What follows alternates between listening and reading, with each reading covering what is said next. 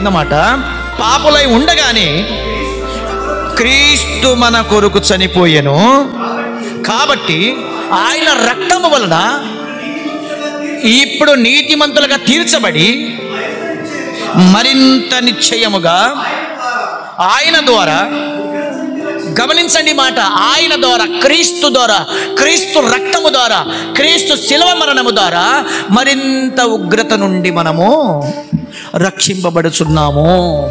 దేవుని ఉగ్రత మన మీద ఉన్నది, దేవుని కోపాగ్ని మన మీద ఉన్నది. ఎందుకో తెలుసా?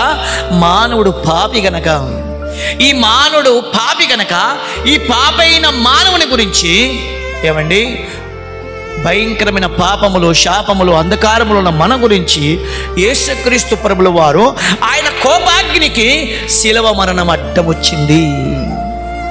ఏమండి, యేసు ప్రభు చెప్తున్నాడు, దేవా నీ పిల్లల కోసం నేను రక్తం కార్చాను కదా, నీ పిల్లల కోసం నేను కాళ్ళ చేతుల మేకులు కొట్టించుకున్నాను కదా, నీ పిల్లల కోసం నా రక్తాన్ని చిందించాను కదా, నీ కోపాగ్ని చాలించుము ప్రభు అని చెప్పి యేసు ప్రభుల వారు తన కోపానికి అడ్డుగా నిలబడి ప్రభు శిలువలో చెప్తున్నాడు, తండ్రి వీరు ఏమి చేయుచున్నారు, వీరు ఎరగరు గనక వీరిని క్షమించు.